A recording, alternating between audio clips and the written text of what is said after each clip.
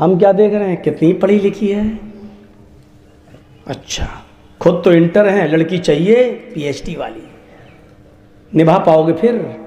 لڑکی کبھی اپنے سے کم پڑھے لکھے آدمی کے ساتھ رہ پائے گی صحیح سے؟ اللہ کے نبی صلی اللہ علیہ وسلم فرماتے ہیں اے بلال ایسا کون سا عمل کرتے ہو, ایسی کون سی نیکی کرتے ہو کہ جب میں جنت دیکھ رہا تھا, مجھے جنت دکھائی دے رہی تھی, تو میں نے جنت میں اپنے آگے تمہارے جوتوں کی آواز سنی. اے بلال میرے رب نے مجھے بتا دیا ہے کہ میں بلال کو جنت دے کر رہوں گا.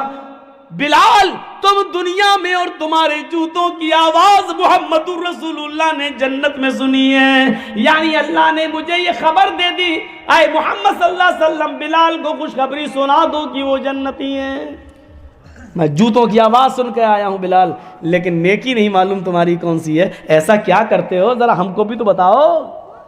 حضرت بلال کہتے ہیں ایسا تو کوئی عمل نہیں اللہ کے نبی, جو سب کرتے ہیں اتنا میں بھی کرتا ہوں. آپ نے کہا غور کرو, شاید کوئی عمل ہو جنت میں جانے والا عمل.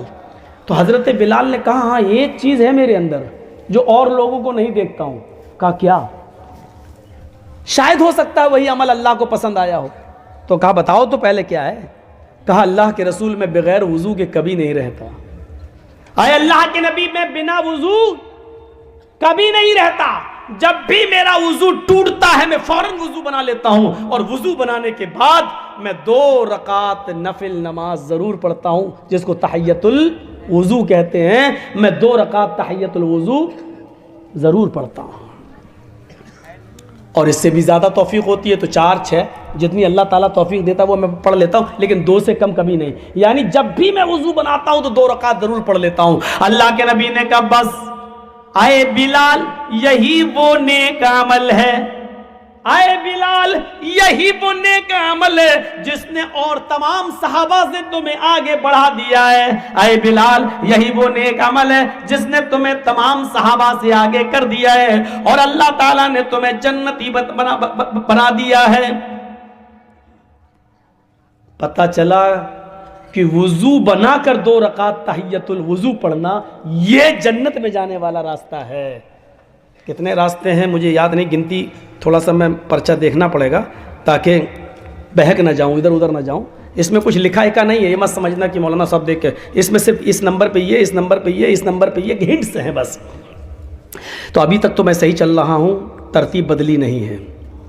تو اے بلال یہی وہ عمل ہے جس نے تمہیں آگے کیا ہے اور جنتی بنا دیا ہے.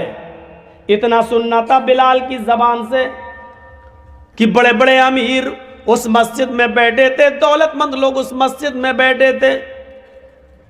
وہ بلال جو کبھی کبھی بھوک کی وجہ سے سڑک پر بیٹھ جایا کرتے تھے اور لوگوں سے کوئی مسئلہ پوچھتے تھے, حالانکہ حضرت بلال کہتے ہیں وہ مسئلہ مجھے خود معلوم ہوتا تھا, وہ مسئلہ مجھے معلوم ہوتا تھا, لیکن پھر بھی میں لوگوں سے پوچھتا تھا. شاید میری زبان کی لکنت اور میری چہرے کی کمزوری دیکھ کر اس کو یہ احساس ہو جائے کہ مجھے بھوک ہے, اور وہ اپنے گھر لے جائے اور مجھے کھانا کھلا دے. اس لیے میں پوچھتا تھا, لیکن وہ مسئلہ بتا کر آگے نکل جاتا تھا. ہاں یہ ایسا نہیں, ایسا ہے, ٹھیک, مجھے بھی معلوم ہے یار. ارے میری حالت دیکھ, میری آواز نہیں نکل رہی ہے, میرا چہرہ, آنکھوں میں گڈھے پڑ رہے ہیں, میرے گال پچک گئے, میرا پیٹ پیٹ سے لگ رہا ہے, لیکن مانگ نہیں پا رہے کھانا. ایسا غریب انسان. لیکن جب صحابہ نے سنا کہ بلال کے جوتوں کی آواز اللہ کے نبی صلی اللہ علیہ وسلم نے جنت میں سنی, کھڑا ہو گئے. ایک صحابی کہنے لگے بلال ذرا میرے گھر آؤ. کہا کیا ہوا؟ تمہاری شادی نہیں ہوئی ہے؟ کہ ہاں نہیں ہوئی ہے. آئے بلال کیوں نہیں کیے؟ نہیں کرتا تو ہوں, لیکن میں اتنا کالا ہوں کہ میری شکل دیکھ کر ریجیکٹ کر دیا جاتا ہوں. کوئی لڑکی مجھ سے شادی کے لیے تیاری نہیں ہوتی. آئے بلال پریشان مت ہوئیے, میں اس علاقے کا امیر انسان ہوں, دولت مند ہوں, میرے گھر چلو, ایک نظر میری بیٹی کو دیکھ لو، اگر میری بیٹی تمہیں پسند آ جائے تو میں اپنی بیٹی کا نکاح تمہارے ساتھ کرنے کو تیار ہوں۔ اے بلال، تمہارے ساتھ رہے گی میری بیٹی تو وہ بھی جنت جیسے عمل کرنے لگے گی، وہ بھی جنت جیسے کام کرنے لگے گی۔ نیک لڑکے سے شادی کرنے کی وجہ سے اللہ مجھے بھی جنت دے دے گا۔ اے بلال، دیندار لڑکے کو اپنی بیٹی دینے کے بدلے اللہ شاید مجھے بھی جنت دے دے۔ بلال چلو میری بیٹی دیکھ لو، پسند آ جائے تو میں نکاح کے لیے تیار ہوں۔ دوسرے صحابی اٹھے، اے بلال انہوں نے پہلے کہہ دیا ہے، اس لیے پہلے ان کی بیٹی دیکھ لو، پسند آ جائے تو کوئی بات نہیں نکاح کر لینا، اور اگر پسند نہ آئے تو بے دھڑک میرے گھر چلے آنا، میں اپنی بیٹی کا چہرہ دکھانے کے لیے تیار ہوں۔ اے بلال میرے گھر آ کر میری بیٹی کو دیکھ لینا، اگر پسند آ جائے تو میں اپنی بیٹی کا نکاح تمہارے ساتھ کرنے کو تیار ہوں۔ کیا دیکھا جاتا تھا شادی میں؟ ہم کیا دیکھ رہے ہیں؟ کتنی پڑھی لکھی ہے؟ اچھا خود تو انٹر ہیں، لڑکی چاہیے پی ایچ ڈی والی، نبھا پاؤ گے پھر؟ لڑکی کبھی اپنے سے کم پڑھے لکھے آدمی کے ساتھ رہ پائے گی صحیح سے؟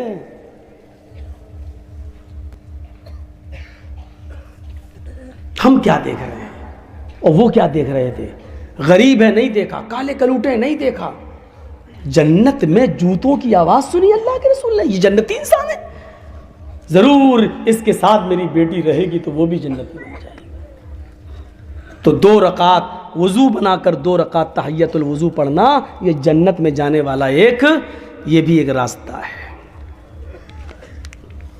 ایک راستہ اور ہے، وضو بنانے کے بعد اب کیا کرو گے؟ نماز پڑھو گے۔ نماز کہاں پڑھو گے؟ مرد ہو تو مسجد میں، اور سنتوں کو نفل کو گھر میں پڑھنا افضل ہے۔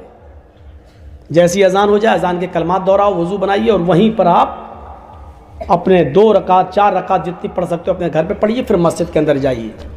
اگر مسجد بہت دور نہیں ہے تو، اگر مسجد دور ہے تو آپ پہلے سے جائیے، پھر وہاں سنت بھی پڑھ لیجئے، یا کم سے کم ایسا کریے کہ پہلے والی سنتیں وہاں پڑھ لیجئے اور سنت فرض نماز پڑھ کے پھر اپنے گھر آ جائیے، اور فرض نماز کے بعد جو سنتیں پڑھی جاتی ہیں وہ اپنے گھر پڑھ لیجئے آ کے۔ اللہ کے رسول نے فرمایا اپنے گھروں کو قبرستان مت بناؤ، یعنی قبرستان میں قرآن نہیں پڑھا جاتا ہے، اپنے گھروں میں، اور نماز نہیں پڑھی جاتی ہے، اس لیے اپنے گھروں کو قبرستان مت بناؤ، یعنی اپنے گھر کو بالکل قبرستان مت بنا دو کہ اس میں نماز ہی نہ پڑھی جائے، قرآن بھی نہ پڑھا جائے، قرآن کی تلاوت بھی کرو اور نماز بھی پڑھو۔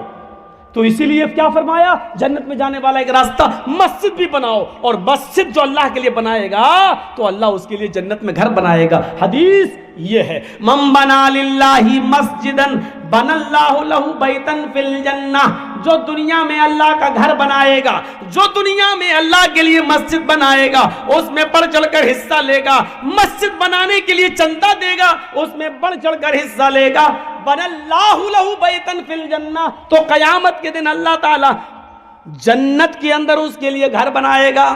جو دنیا میں اللہ کا گھر بنائے گا مسجد، تو اللہ جنت میں اس کا گھر بنائے گا۔ یہ لیجئے، مسجد بنانے میں چندہ دینا، مسجد بنانے میں تعاون کرنا بھی جنت میں جانے والا راستہ ہے، جنت میں جانے والا راستہ ہے۔ مسجد میں جائیے، نماز پڑھیے اور مسجد بنوائیے، جنت میں جانے والا راستہ۔ اب نماز پڑھ کے بیٹھ گئے ہیں، اب کیا کرنا ہے؟ اب دعائیں پڑھیے، اللہ اکبر، استغفر اللہ استغفر اللہ استغفر اللہ، اللہم انت السلام و منک السلام، بہت سی دعائیں بتائی ہیں اللہ کے نبی نے، پڑھیے۔ لیکن جنت میں لے جانے والا راستہ کیا ہے نماز کے بعد؟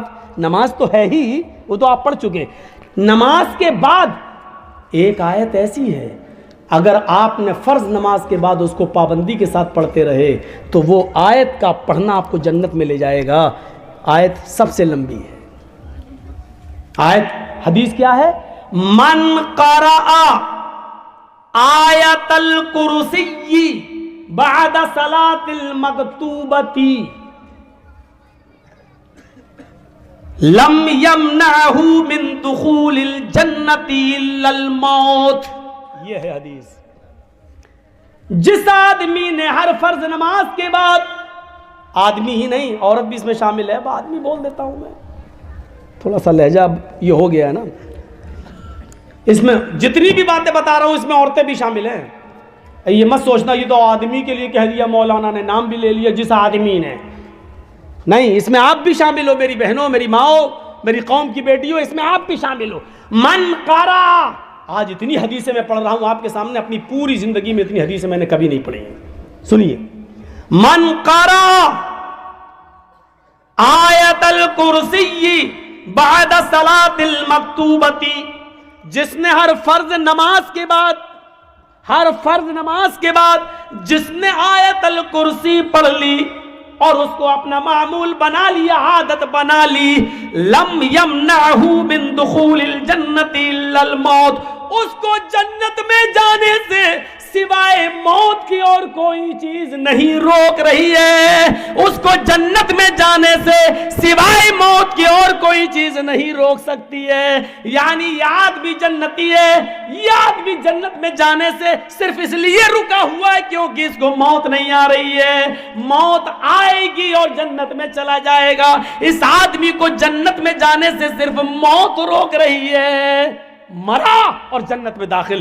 یہ لیجیے کتنی بڑی فضیلت ہے. لیکن اس فضیلت کو حاصل کرنے کے لیے معاف کیجئے گا آیت الکرسی آپ کو یاد کرنا پڑے گی.